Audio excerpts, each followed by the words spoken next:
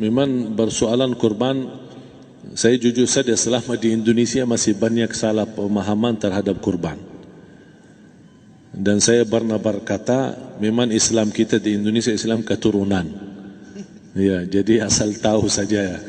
Ya, tapi dari segi belajaran, mohon maaf ya, kita terlalu jauh terhadap pemahaman. Yang saya maksud, kita melaksanakan sesuatu tapi kita sudah belajar, sudah tahu, bukan hanya asal saya dengar, saya lihat, saya bukan sebatas itu, tapi kita punya dasarnya.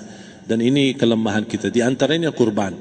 Saya pernah mendengar, bukan malah sering mendengar soal kurban dihitungkan beroran. Jadi keluarga suami istri sama 5 anak berarti jumlah 7, wajib sapi. Kalau kurang daripada itu, atau misal suami istri tidak mampu, boleh ini tahun kurban kambing atas nama suami, tahun depan atas nama istrinya. Ini hal keliru sebenarnya. Yang dihitungkan soal kurban beda sama akikah dan beda sama zakat fitrah. Zakat fitrah sama akikah terhitung beroran. Akikah laki-laki 2 kambing, perempuan 1. Kalau tidak mampu boleh. Kalau ada kembar, laki sama perempuan berarti 3 kambing. Tapi kalau tidak mampu boleh 1 kambing, tidak masalah. Dan tidak ada istilah sekarang saya kurban tapi nanti sisanya seolah-olah ada hutang sama Allah. Sesuai kemampuan kita. Di antaranya kurban. Kurban hitungannya berkeluarga, bukan beroran. Buktinya Rasulullah SAW dan juga cerita Nabi Ibrahim. Ketika Nabi Ibrahim mau sembelih Nabi Ismail, Allah turunkan apa? Mengganti sembelihan Nabi Ismail dengan ekor kambing dari surga. Berapa ekor kambing? 1. Padahal Nabi Ibrahim punya istri 2 dan anak. Ada istri Siti Hajar dan Sarah. Kemudian anaknya Ismail dan Ishak. Berarti semuanya berapa?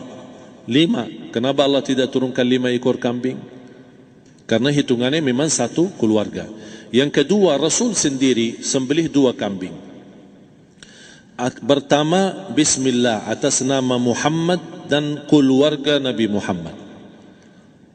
Padahal kita tahu keluarga Nabi Muhammad SAW termasuk keluarga besar. 11 istri, belum lagi anaknya laki-laki sama perempuan. Ada yang hidup maupun sudah mati. Sudah termasuk semua. Yang hidup maupun mati. Yang kedua, Rasul sembelihan yang kedua atas namaku dan umatku. Umatnya berapa miliar? Cuma 1 ekor kambing. Kenapa Rasulullah SAW berkurban atas nama dirinya dan umatnya? Saya mengambil salah satu di sini tanda sayangnya Rasul kepada umatnya.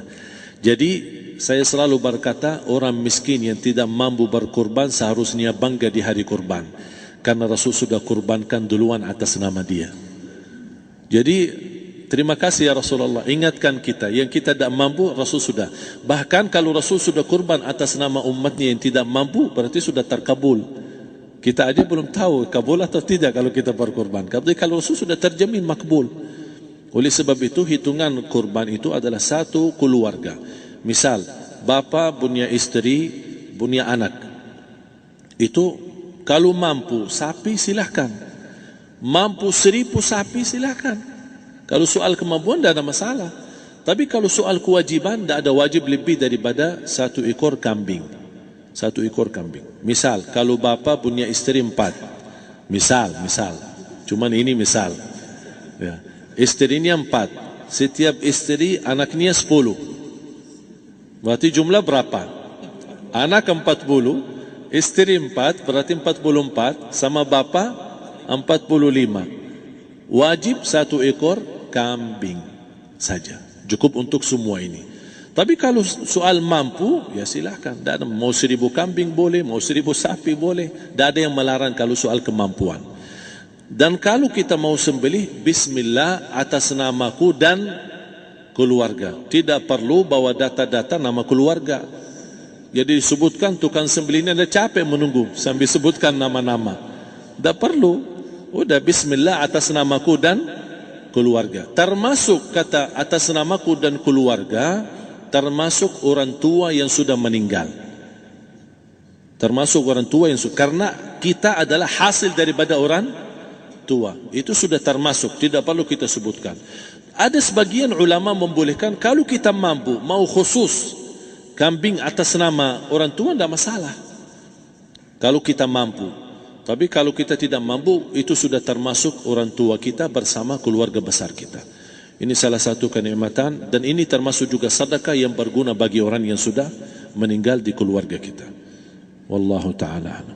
Dan juga masalah panitia, bisa kita mewakili. Kalau kita tidak mengerti sembelihannya dan tidak mengerti cara bagiannya. Tapi ada satu sunnah yang termasuk kehilangan sunnah ini, adalah banyak yang tidak mau makan dari hasil kurban. Padahal itu sunnah Rasul. Dari akikah boleh makan, dari kurban pun boleh makan. Bahkan sunnah SAW dibagi 3. Sepertiga pertama dihadiahkan. Maksudnya kata dihadiahkan kepada orang kaya. Misal tetangga saya tapi orang kaya, dia bukan miskin, tapi boleh saling hadiah. Karena inti daripada hadiah silaturrahim. Ada keluarga kita termasuk mampu, tapi saya kasih, ini alhamdulillah saya sembelih sapi. Barangkali dia tidak mampu, cuma sembelih kambing. Udah, kita dapat daging kambing, dia dapat daging sapi.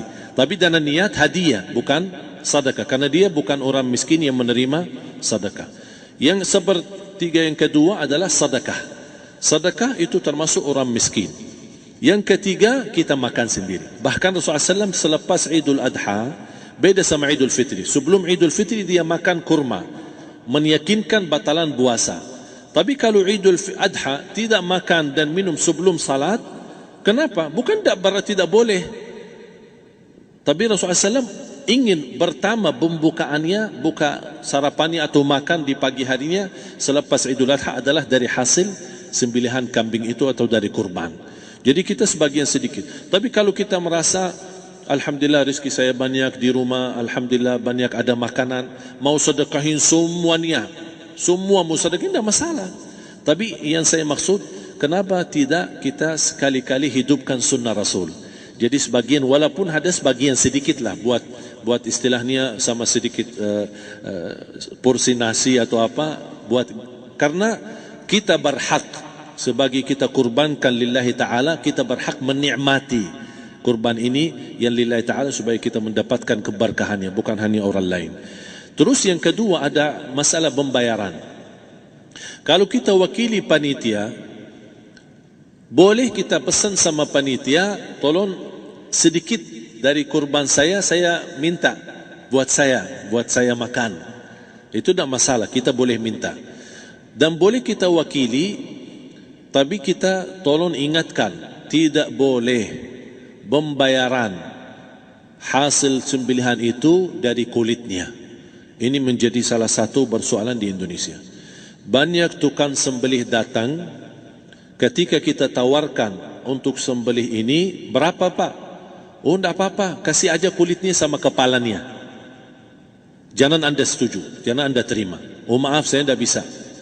Bapak berapa ongkos sembelihannya? Kita harus sepakat dulu. Tidak, saya ikhlas, tidak apa-apa, seikhlasnya. Tapi yang penting kepalanya sama kulitnya. Itu aja yang saya minta, yang lain tidak apa-apa. Tidak boleh. Tidak boleh. Kenapa? Karena ini kurban. Kata kurban berarti lillahi ta'ala, bukan untuk jual beli. Kalau kita sudah bayar dari bagian kurban, berarti bukan lillahi ta'ala. Harus kita jaga amalan itu. Tapi bagaimana cara jalan keluarnya? Kita harus sepakat, ijab kabul. Sepakat dulu, Pak, saya udah begini, saya kasih untuk sembelihan 50.000. Bapak setuju? Ya udah setuju. Selesai kan? Sudah sembelih, sudah potong, sudah semua.